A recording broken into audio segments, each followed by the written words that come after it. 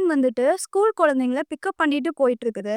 போற வழியில ஒரு ரயில்வே கேட் இருக்குது. பொதுவா ரயில்வே கேட் வந்துட்டு ரயில் வருது அப்படின்னா க்ளோஸ்ல தான் இருக்கும். ஆனா அன்பார்ச்சுனேட்லி இந்த கேட் ஓப்பன்ல இருந்துச்சு. இவங்களும் கிராஸ் பண்றாங்க. கரெக்ட்டா ட்ரெயின் வந்துருச்சு. ட்ரெயினும் வேனும் மோதி ஆக்சிடென்ட் ஆகுது. மொத்தமா 5 பேர் இருக்காங்க வேனுக்குள்ள, டிரைவரையும் சேர்த்து. இவங்க கரெக்ட்டா கிராஸ் பண்ணும்போது ட்ரெயின் வந்து அடிக்குது. அடிச்ச வேகம் 50 மீட்டர் தூரத்துக்கு வேனை இழுத்துட்டே போகுது. இடையில நிறைய எலக்ட்ரிக் கம்பம்லாம் இருக்குது. எல்லாத்தையுமே அடிச்சுட்டு போகுது. விபத்து நடந்த உடனே காப்பாத்த வந்தவங்கள்ல சில பேரையும் கரண்ட் ஷாக் அடிச்சிருக்கு. இதுல ரொம்பவே சோகமா 3 குழந்தைங்க இறந்திருக்காங்க. காயப்பட்டவங்க வந்து ஹாஸ்பிட்டல்ல அட்மிட் பண்ணப்பட்டிருக்காங்க. இவ்ளோ நடந்திருக்கு. ஆனா, யாருக்குமே எக்ஸாக்ட்டா என்ன நடந்துச்சு அப்படின்ற விஷயம் தெரியல.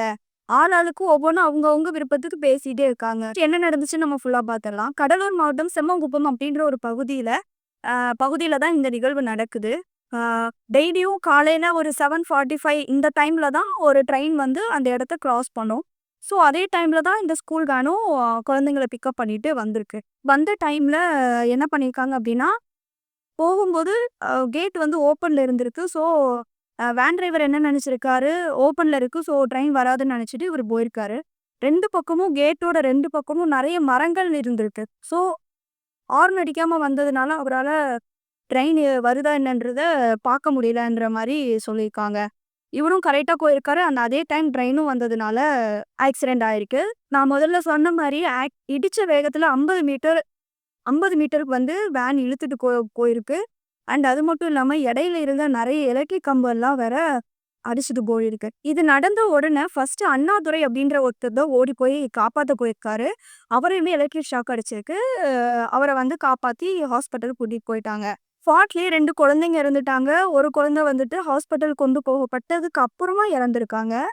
டிரைவரும் இன்னொரு பையனும் மட்டும் தான் உயிர் பொழைச்சதா சொல்லப்படுது. இது இவ்ளோ நடந்திருக்கு. ஆனா 2 தரப்புல இருந்தும் நெறைய விஷயங்கள் வந்துட்டு 2 சைடும் மாறி மாறி சொல்றாங்க. வேன் டிரைவர் என்ன சொல்றாரு அப்டின்னா, ட்ரெயின் வருது அப்டின்னா கேட் வந்து தொறந்திருக்காது. ஸோ ட்ரெயின் வராதுன்னு நெனச்சுட்டு தான் நான் கிராஸ் பண்ணேன் அப்டின்னு சொல்லிட்டு வேன் டிரைவர் சொல்றாரு.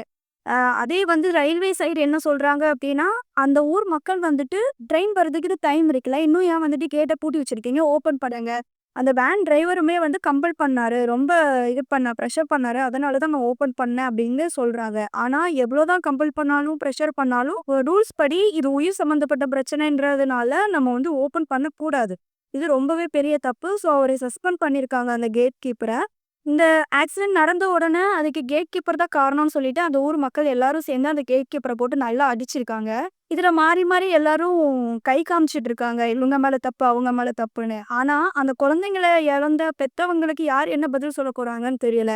காலையில எந்த ஒரு இதுவுமே இல்லாம ஹேப்பியா ஸ்கூலுக்கு போன குழந்தைங்க இறந்து போயிருக்காங்க. அவங்க பெத்தவங்க, சொந்தக்காரங்க, கூட பொறந்தவங்கன்னு எவ்வளவோ பேர் இருப்பாங்க. அந்த குழந்தைங்கள இழந்துட்டு. இதுல இன்னொரு சோகமான விஷயம் என்ன அப்டின்னா, ஒரே குடும்பத்த சேர்ந்த அக்கா, தம்பி இறந்திருக்காங்க.